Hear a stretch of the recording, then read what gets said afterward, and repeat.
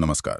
हम अक्सर अपने चुने हुए नेताओं, विधायकों या विधान परिषद सदस्यों के काम के बारे में सोचते हैं। हाँ बिल्कुल।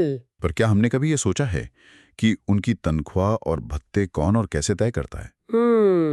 ये एक ऐसा सवाल है जो सीधे हमारी लोकतांत्रिक व्यवस्था की कार्यप्रणाली से जुड़ा है। बिल्कुल सही कहा। ये सिर्फ एक आर्थिक सवाल नहीं है, बल्कि ये पारदर्शिता, जवाबदेही और कहें तो जनप्रतिनिधित्व की प्रभावशीलता से भी जुड़ा है। हाँ, लोगों के मन में से लेकर काफी जिज्ञासा रहती है, ये तो है। तो आज की हमारी ये गहन चर्चा इसी जिज्ञासा को शांत करने की कोशिश करेगी। हम भारतीय संविधान के एक महत्वपूर्ण पर शायद कम चर्चित अनुच्छेद 185 पर ध्यान केंद्रित करेंगे। जी हाँ। यही अनुच्छेद इस सवाल का जवाब देता है कि राज्य विधानमंडलों के सदस्यों को उनका पारिश्रमिक कैसे मिलता है। और हमारी ये बातचीत विशेष रूप से उन स्रोत सामग्रियों पर आधारित है जो अनुच्छेद 185 की व्याख्या करती हैं। हाँ। हमारा उद्देश्य केवल ये बताना नहीं है कि कानून क्या कहता है, बल्कि ये समझना है कि ये व्यवस्था क्यों बनाई गई, ये अलग-अलग राज्यों में कैसे काम करती है और इसके व्यावहारिक पहलू क्या हैं। हाँ,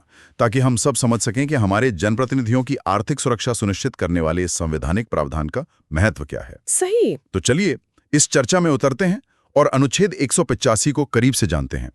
सबसे पहले ये अनुच्छेद कहता क्या है? स्रोतों के अनुसार इसकी मूल बात तो सीधी लगती है।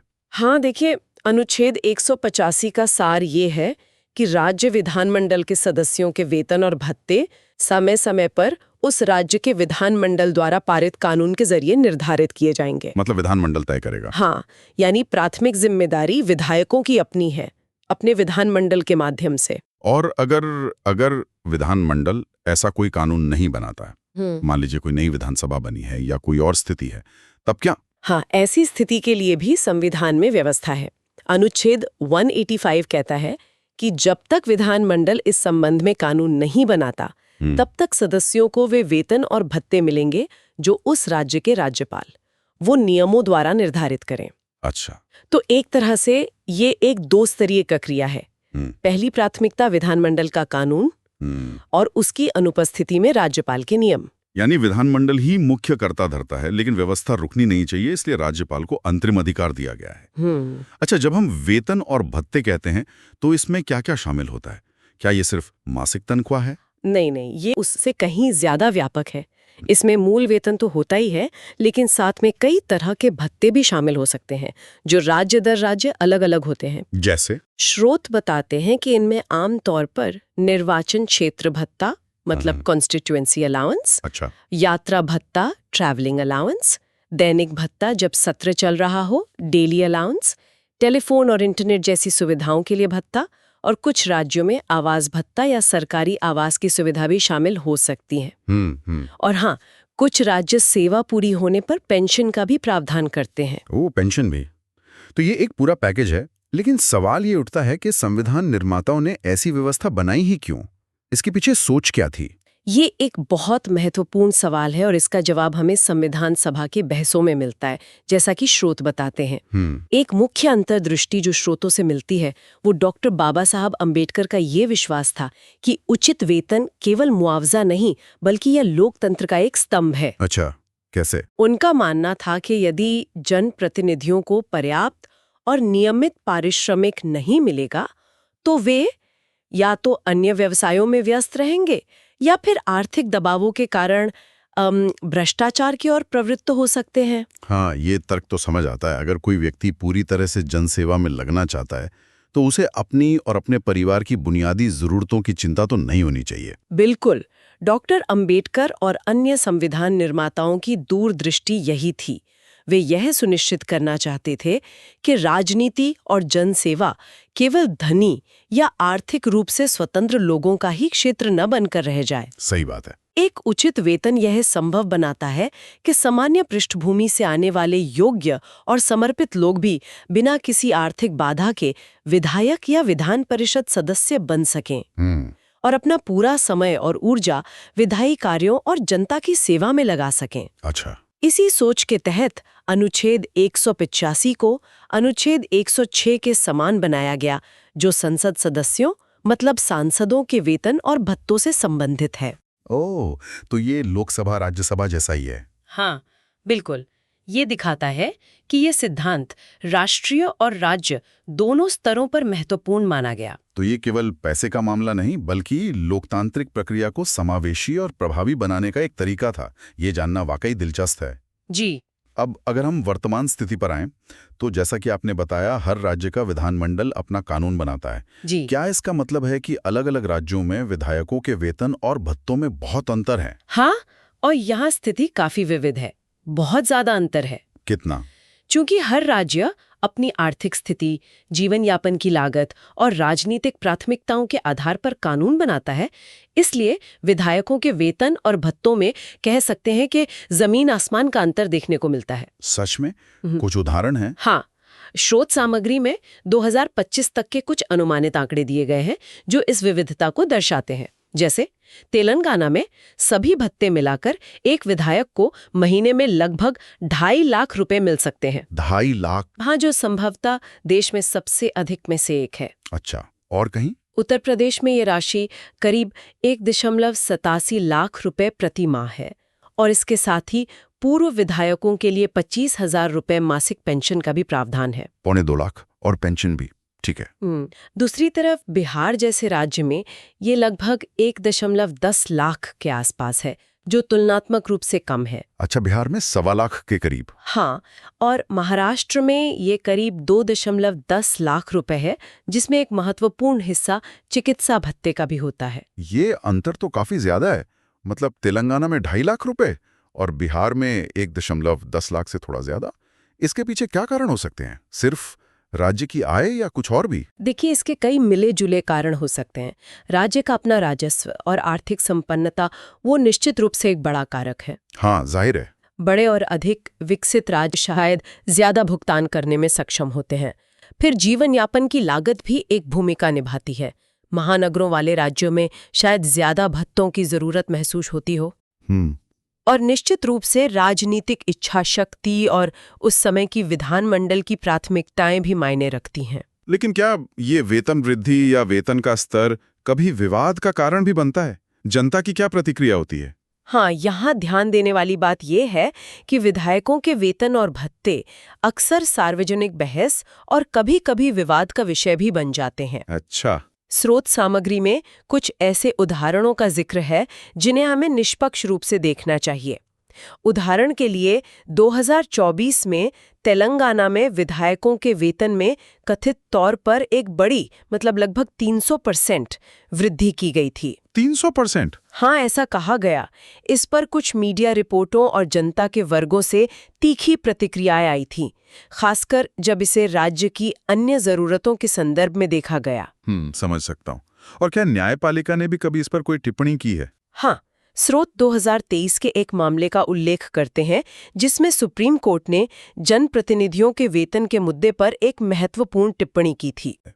कोर्ट ने कहा था कि वेतन और भत्ते उचित होने चाहिए, अत्यधिक नहीं। उचित हो, अत्यधिक नहीं। हाँ, यह टिप्पणी इस बात पर जोर देती है कि वेतन निर्धारण में एक संतुलन साधना आवश्यक है। ऐसा संतुलन जो जनप्रतिनिधियों को बिना वित्तीय चिंता के काम करने दे, लेकिन साथ ही जनता के पैसे का दुरुपयोग न लगे और राजकोष पर अनावश्यक बोझ न डाले। ये उचित और अत्यधिक के बीच की रेखा तय करना वाकई मुश्किल काम लगता होगा। है तो। अच्छा, हमने बात की कि विधानमंडल कानून बनाता है, लेकिन उन स्थितियों के बारे में क्या जहां राज्यपाल नियम बनाते हैं? क्या इसका कोई हालिया या व्यवहारिक उदाहरण है? चलिए इस पहलू पर गहराई से बात करते हैं। हाँ, राज्यपाल की भूमिका विशेष परिस्थितियों में सामने आती है और इसके व्यवहारिक उदाहरण मौजूद हैं, जैसा कि स्रोत बताते हैं। किन परिस्थितियों में? ये मुख्य रूप से 2 स्थितियों में होता है। एक, जब कोई नया राज्य या केंद्र शासित प्रदेश बनता है और उसका विधानमंडल अभी पूरी तरह से कार्यरत नहीं हुआ है या उसने वेतन संबंधी कानून नहीं बनाया है। और दूसरा, या फिर किसी मौजूदा राज्य में पुराना कानून समाप्त हो गया हो या किसी वजह से लागू ना हो पा रहा हो और नया कानून बनने में समय लग रहा हो। तो कोई ठोस उदाहरण जहां ऐसा हुआ हो? स्रोत जम्मू कश्मीर का उदाहरण देते हैं। जब 2019 में राज्य को पुनर्गठित कर 2 केंद्र शासित प्रदेश बनाए गए, तो जम्मू कश्मीर केंद्र शासित प्रदेश, जिसमें विधानसभा का प्रावधान है, उसके लिए शुरुआती व्यवस्था के तहत जब तक विधानमंडल पूरी तरह से गठित होकर कानून नहीं बना लेता, तब तक उपराज्यपाल, जो राज्यपाल की तरह कार्य करते हैं, हाँ। उनके द्वारा नियम बनाए जा सकते थे या पहले के नियम लागू रह सकते थे। ये सुनिश्चित करता है कि व्यवस्था चलती रहे। यदि ऐसी स्थिति बनी कि मौजूदा कानून के तहत वेतन और भत्तों का भुगतान किसी तकनीकी या प्रक्रियात्मक कारण से संभव नहीं हो पा रहा था या उसे अपडेट करने की जरूरत थी, तो क्या हुआ? ऐसे में जब विधानमंडल का सत्र नहीं चल रहा था तो राज्यपाल ने संविधान के अनुच्छेद 213 के तहत अपनी विधायी शक्तियों का प्रयोग करते हुए एक अध्यादेश जारी किया। ऑर्डिनेंस। अध्यादेश यानी ये एक अस्थायी कानून की तरह हुआ। बिल्कुल। अध्यादेश एक अस्थायी कानून होता है जो तब जारी किया जा सकता है जब विधानमंडल सत्र में ना हो और तत्काल कानून बनाने की जरूरत हो। राजस्थान के मामले में इस अध्यादेश के जरिए विधायकों का वेतन, जो लगभग 1.5 लाख रुपए था, और अन्य भत्तों को नियमित किया गया। लेकिन ये तो अस्थायी होता है। हाँ, अध्यादेश की एक सीमा होती है।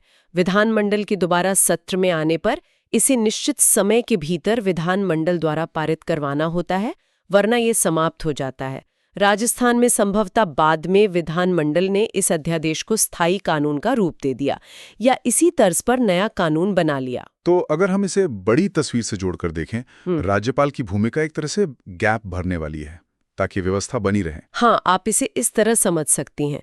राज्यपाल की भूमिका महत्वपूर्ण है, लेकिन यह अनुच्छेद 185 के मूल सिद्धांत के अधीन है, जो कहता है कि अंतिम शक्ति विधानमंडल के पास है। राज्यपाल के नियम या अध्यादेश एक आवश्यक लेकिन अक्सर अस्थायी उपाय होते हैं। यह सुनिश्चित करता है कि जब विधानमंडल कानून बनाने की प्रक्रिया में हो या किन्हीं कारणों से तुरंत कानून ना बना पाए, तब भी सदस्यों को उनका पारिश्रमिक मिलता रहे और वे अपना काम जारी रख सकें। लोकतंत्र में निरंतरता बनाए रखना महत्वपूर्ण है। वेतन और भत्तों के लिए एक स्पष्ट संवैधानिक आधार प्रदान करता है। जी हाँ। यह शक्ति मुख्य रूप से राज्य विधानमंडल को देता है, लेकिन जरूरत पड़ने पर राज्यपाल को भी नियम बनाने का अधिकार देता है। सही कहा। और जैसा कि स्रोत सामग्री के अंत में भी रेखांकित किया गया है, ये सिर्फ मुआवजे की बात नहीं है। यह उस सिद्धांत को स्थापित करता है कि सार्वजनिक सेवा करने वालों को ऐसा समर्थन मिलना चाहिए जिससे वे प्रभावी ढंग से सेवा कर सके। वेतन सेवा को संभव बनाता है और वह सेवा अंततः लोकतंत्र को मजबूत करती है। यानी जब हमारे जनप्रतिनिधि वित्तीय चिंताओं से मुक्त होकर कानून बनाने, नीतियों पर बहस करने और सरकार की निगरानी करने जैसे अपने महत्वपूर्ण कर्तव्यों पर ध्यान केंद्रित कर पाते हैं, तो इससे शासन की गुणवत्ता बेहतर होती है, जिसका सीधा लाभ जनता को मिलता है। निश्चित रूप से एक प्रभावी और समर्पित विधायिका किसी भी लोकतंत्र के लिए अनिवार्य है, और अनुच्छेद 185 इसी प्रभावशीलता को सुनिश्चित करने में एक भूमिका निभाता है। भले ही इसके कार्यान्वयन में राज्यों के बीच भिन्नता और कभी-कभी सार्वजनिक बहस देखने को मिलती हो। तो संक्षेप में, अनुच्छेद 185 यह सुनिश्चित करता है कि हमारे राज्यों में लोकतंत्र का पहिया सुचारू रूप से चलता रहे, जिसमें जनप्रतिनिधियों की भूमिका केंद्रीय है और उन्हें अपना काम करने के लिए आवश्यक समर्थन मिलता है। हाँ, और यह पूरी चर्चा हमें एक महत्वपूर्ण विचार पर लाकर छोड़ती है, खासकर जब हम राज्यों के बीच वेतन में भारी अंतर और कभी-कभार होने वाले विवादों, जैसे तेलंगाना का मामला या सुप्रीम कोर्ट की टिप्पणी को देखते हैं। स्रोत सीधे तौर पर इसका जवाब नहीं देते, लेकिन यह एक अहम सवाल खड़ा करता है, विधायकों के लिए वास्तव में उचित मुआवजा क्या है? सही बात है, ये उचित क्या है? राज्य की वित्तीय जिम्मेदारी के बीच एक सही, स्थायी और स्वीकार्य संतुलन स्थापित कर सके। ये वाकई सोचने वाला सवाल है। बिल्कुल, ये एक ऐसा प्रश्न है जिस पर निरंतर विचार विमर्श की आवश्यकता है।